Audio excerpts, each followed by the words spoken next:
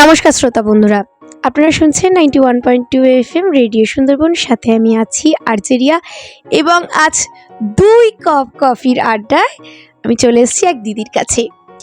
তো এই কফি আড্ডায় দিদির থেকে কিছু গুরুত্বপূর্ণ কথা, দিদির লাইফস্টাইলের কথা আমরা আজ জেনে নেব। তো আমরা আজ এসেছি মিতাদির বাড়িতে। মিতাদিকে কম বেশি সবাই চেনে। তো মিতাদি কেমন আছো বলো? খুব ভালো আছি, তুমি কেমন আছো? ভীষণ ভালো আছি, আরও ভালো হয়ে গেছি তোমার সান্নিধ্যে এসে। তো মিতাদিকে এবার আমরা সরাসরি মিতাদির কাছে চলে যাব কিছু প্রশ্নে। মিতাদি, প্রথমেই বলবো যে একজন হেয়ার স্টাইলিস্ট স্পেশালিস্ট হয়ে এবং একজন বিউটিশিয়ান হয়ে তোমার কিন্তু এখন পরিচিতি একটাই, তুমি একজন মেহেন্দি আর্টিস্ট। তো এই মেহেন্দিটা হঠাৎ করে কেন একজন বিউটিশিয়ান হয়ে, হেয়ার স্টাইলিস্ট স্পেশালিস্ট হয়ে কেন মেহেন্দিটার কথা তোমার মাথায়? প্রথম কথা যেটা আমি বেসিক্যালি ফিল করি সেটা হলো একটা প্রফেশন বা একটা কাজ নিয়ে কখনো বেশি দূর যাওয়া যায় কিনা আমি সঠিক জানি না, আমার অভিজ্ঞতা নেই অতটা। তবে আমার নিজস্ব অভিজ্ঞতা এটা বলে যে একটা কাজ না নিয়ে তুমি আরও অপশান রাখো হাতে। তো যখন আমি ইউটিউব স্ক্রোল করতাম তখন করতে করতে একদিন ওই মেহেন্দির যে টিউটোরিয়ালগুলো আসে না, তো ওটা দেখে তখনই হঠাৎ করে আমার মাথায় ক্র্যাক করেছিল যে আমি মেকআপ করাটা খুব একটা পছন্দ করি না। তো তখন মনে হয়েছিল কেন জানি না যে এই মেহেন্দিটা নিয়ে যদি কিছু করা যায়।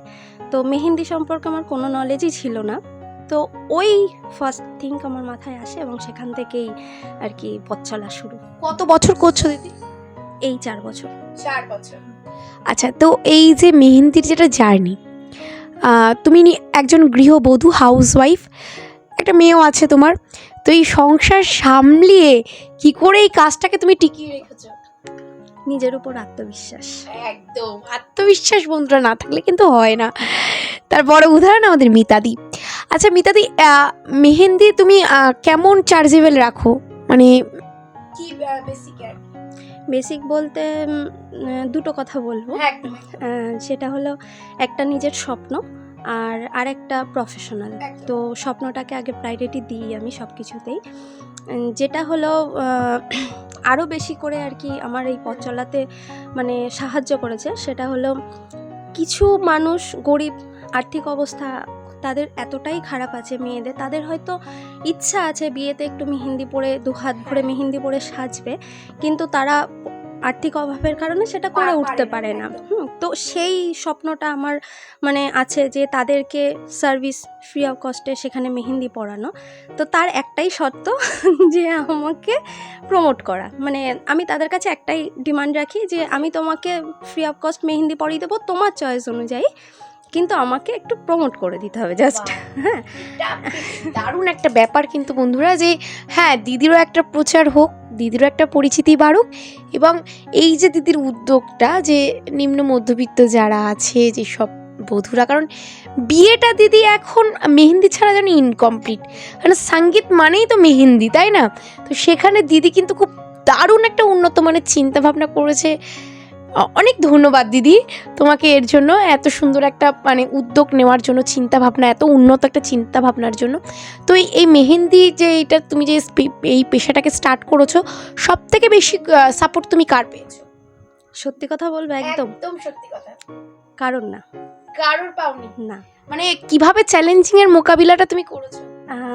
আমার ভগবানের ওপর ভীষণ বিশ্বাস ছিল, নিজের জেদ ছিল, আর আমার মা এবং আমার মেয়ের সাপোর্ট ছিল। কারণ না এই কথাটাই বললাম, কারণ একটা মেয়ের বিয়ের পরে তার শ্বশুর বাড়িটা তার ফ্যামিলি হয়, তো সেখান থেকে বাপের বাড়ির সাথে ডিট্যাচমেন্ট তো অবশ্যই হবে। তো সেই ক্ষেত্রে দাঁড়িয়ে অ্যাজ এ ফ্যামিলি মেম্বার্স আমি কারোর সাপোর্ট পাইনি। এখন সেটা দিনটা পাল্টেছে। এখন আমার শ্বশুরবাড়িতে আমার হাজব্যান্ড, আমার বড় যা, ভাসুর, ছেলে, বৌমা, আমার মেয়েরা তো আছেই, আমার জায়ের মেয়েরা আছে, তারা এখন সবাই আমাকে সাপোর্ট করে। তো আজকে দিদির কাজ ছিল, কাজ থেকে জাস্ট দিদি ফিরেছে, আর কফির আড্ডায় কিন্তু আমরা আমাদের আজকের সাক্ষাৎকার জমিয়ে দিয়েছি বন্ধুরা। তো আজকে কোথায় ছিল? আজকে বারাসাতে ছিল। আমি না, ব্রাইট না, আমি হোম সার্ভিস করি as a hairdresser, professional hairdresser আর বিউটিশিয়ান।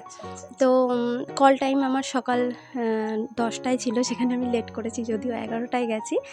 আসতেও আমার লেট হয়েছে সেই কারণে, যার জন্য তোমাকে এতক্ষণ ওয়েট করতে হলো। কোনো ব্যাপার না। তো দিদি এবার যেটা বলবো যে এই যে পেশাটা, এই যে মেহেন্দি চলটা, দেখো এখন এমন একটা মানে ট্রেন্ডিংয়ে আমরা গা ভাসিয়ে চলছি, ফটোগ্রাফি, মানে ব্রাইট, বিউটিশিয়ান এবং মেহেন্দি, এগুলো না হলে বিয়ে ইনকমপ্লিট একদম। তো এই যে আর সব থেকে বড় কম্পিটিশনের মার্কেট কিন্তু এইগুলোই। তো তার মধ্যে আর একটা আছে কেক। তো এই মেহেন্দিটাকে কেউ যদি বিজনেস হিসেবে, পেশা হিসেবে বেছে নেয়, তুমি তাকে কি বলবে? খুব ভালো একটা প্রফেশন, অনেক দূর এগোনো যায়।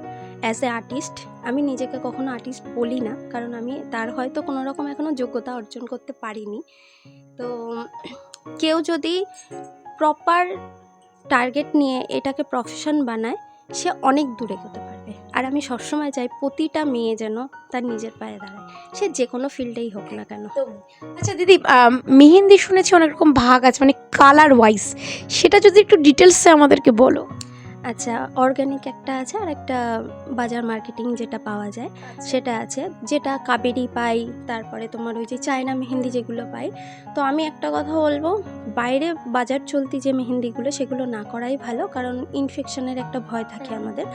আর অর্গানিক মেহেন্দি আমি যেরকম সুস্মিতার কাছ থেকে নিই, ও আমার কো আর্টিস্ট। তো অর্গানিক মেহেন্দি করলে কি হয় জানো তো, তোমার সাইড এফেক্ট কোনো রকম কোনো কিছু থাকে না। আর ওর কালারটা না 24 ঘন্টার পর থেকে এত ডার্ক আসে, আর ওটা নিয়ে একদম চোখ বুঝে অর্গানিক মেহেন্দিটা আমি বলবো ইউজ করা ভালো, বাজার চলতি না করাই ভালো।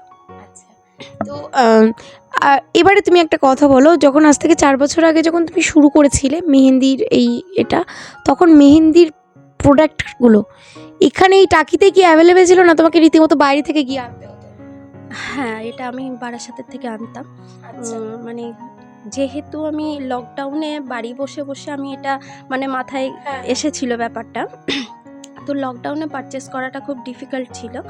লাকিলি আমি আমাদের এখান থেকে একটা দোকান থেকে পেয়ে গেছিলাম, এবং ফার্স্ট আমার ইনভেস্টমেন্ট ছিল মেহেন্দিতে 100 টাকা।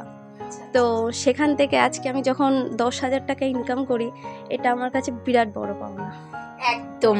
আচ্ছা দিদি, তুমি কি ক্লাস শুরুর কথা ভাবছো? মানে দেখো অনেকেই তো শিখতে চায়, কারণ দেখো এই মেহেন্দিটা কিন্তু একটা আর্ট, এটাকে রীতিমতন শিখতে হয়। তো এইরকম ক্লাস বা প্রশিক্ষণ কেন্দ্রের কথা তুমি কি ভাবছো? না, একদমই নয়, কারণ আমার একটা নিজস্ব রুল আছে, আমি জানি না কে কী ভাববে আমায়। মানে আমি যেটা শিখি সেটা আমি সেই টেকনিকটা বেসিক্যালি আমি কাউকে দিই না, ওটা আমার নিজস্বতা একদমই। এবং আমার যে গুরু আছে আর কি, সে আমাকে অনেকবার বলেছে যে তোর এই টেকনিক ব্যাপারটা তোর মধ্যে যেটা আছে, সেটা তুই তোর মেয়েকে অ্যাটলিস্ট দিয়ে যাস। মানে গুরু যেরকম শিষ্য আর কি তৈরি করে। তো আমি তাকে তখনই বলেছিলাম যে এটা আমি কোনোদিনও করবো না, কারণ আমার টেকনিকটা শুধুমাত্র আমার, মানে একমাত্র ওই একটা জিনিস যেটা আমি সঙ্গে করে নিয়ে যাব, তাছাড়া কোনো কিছু না। খুব ভালো একটা আমরা কমপ্লিমেন্ট পেলাম কিন্তু দিদির থেকে, দিদি নিজেই দিল না, এটা খুব মানে একটা আনকমন আমরা একটা ফিডব্যাক পেলাম দিদির কাছ থেকে, একটা আনকমন একটা মানে অ্যান্সার পেলাম আমরা, খুব ভালো লাগলো। আচ্ছা দিদি, একদম শেষ প্রশ্ন, তোমার মতন এই পেশাটাকে যদি কেউ বেছে নেয়, তাকে তুমি কি অ্যাডভাইস দেবে এই কম্পিটিশনের মার্কেটে? যারা বিগিনার্স আছে, নিয়ে যদি ভবিষ্যৎ গড়তে চায় ফিনান্সিয়ালি, তাকে খুব ভালো।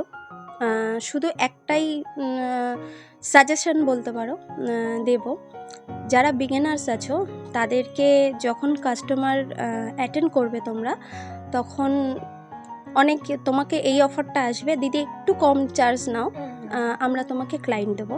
তো এই ফাঁদে যেন কেউ পড়ো না। কেন? কারণ আমার সাথে এরকম একটা ইনসিডেন্ট ঘটে গেছে, সেই কারণে। তো আমি তখন বুঝতাম না, তো তারা আমাকে, সেই ক্লায়েন্ট আমাকে বলেছিল যে দিদি একটু কম চার্জ নাও। তাদের আর্থিক অবস্থা যথেষ্ট সচ্ছল, কিন্তু আমি যখন তাদেরকে কাজটা করে দিয়ে আমি বেরিয়ে আসি, তো তারা আমার সাথে যোগাযোগ তো অনেক দূরের কথা, আমাকে ব্লক পর্যন্ত করে দেওয়া হয়েছিল। আচ্ছা, টাকাটা পে করেছিল? হ্যাঁ, টাকা পে করেছিল, কিন্তু ধরো আমার চার্জ ছিল 1,000 টাকা, সেখানে আমি কম করেছিল বলে, এবার আমাদেরও তো একটা কাজ পাওয়ার একটা চাহিদা থাকে। তো আমিও তখন নতুন ছিলাম, একদম জানতাম না বিজনেসের খুঁটিনাটিগুলো। তো সেই ক্ষেত্রে দাঁড়িয়ে আমি তখন ওখান জায়গাটায় বোকা হয়ে গেছিলাম। তো আমি বলবো বিজনেস তোমরা করো, এই ফিল্ডে কাজ আছে, যদি তোমরা কাজ করতে চাও স্বতঃস্ফূর্তভাবেই করতে পারবে, কিন্তু এই ব্যাপারটা এড়িয়ে যাবে, কারণ এই ব্যাপারটা সবার সাথে হয়েছে, ছোট বড় সবার সাথেই হয়েছে। এটা কিন্তু একটা নতুন জিনিস আমরা জানতে পারলাম দিদির থেকে। আচ্ছা দিদি, যদি তোমার সাথে কেউ যোগাযোগ করতে চায়, মানে কেউ মেহেন্দি করতে চায় বা বিউটি হেয়ার স্টাইলিশ করতে চায় কিংবা সাজতে চায়, তো তোমার যোগাযোগ মাধ্যমটা কি? আমার একটাই নাম্বার। আচ্ছা, আমার ফেসবুক প্রোফাইল যেটা আছে, আইডিটা আছে, সেটা হলো মিতা দাস নামেই আছে। আর আমি as a professional hairdresser আর বিউটিশিয়ান, আর সঙ্গে মেহেন্দি আর্টিস্ট, আমি মেকআপ আর্টিস্ট নই। আর আমার সাথে কন্ট্যাক্ট করতে গেলে, আচ্ছা ওটা আমার লিঙ্ক থেকেই পেয়ে যাবে, আমি নাম্বারটা তাহলে আমরা ইনবক্সে তাহলে দিদির লিঙ্কটা আমরা দিয়ে দেবো সোশ্যাল মিডিয়ার, সেখান থেকে দিদির সাথে কেউ সবাই যোগাযোগ করে নিতে পারবেন। আর অনেক ধন্যবাদ দিদি। সন্ধেটা আমাদের জমে গিয়েছিল কফির আড্ডায়, দিদির সাথে একটা সুন্দর সাক্ষাৎকার নিয়ে। অনেক দিন মনে থাকবে, একটা স্মরণীয় সাক্ষাৎকার হয়ে থাকলো। অনেক ধন্যবাদ দিদি, সুন্দর সন্ধ্যা একটা উপহার দেওয়ার জন্য। আর তোমাকেও অনেক ধন্যবাদ, কারণ মেনি থ্যাঙ্কস, কারণ অলরেডি কাজ করে এসে ডিউটি শেষে আবার আমাকে সময় দেওয়ার জন্য। আর বন্ধুরা, আজকের এত সুন্দর অনুষ্ঠানটি আমরা এখানে শেষ করছি। দেখা হবে আবারও পরবর্তীকালে এমনই সুন্দর অনুষ্ঠান নিয়ে। ততক্ষণে সাথে থাকুন, শুনতে থাকুন 91.2 FM রেডিও সুন্দরবন। নমস্কার বন্ধুরা।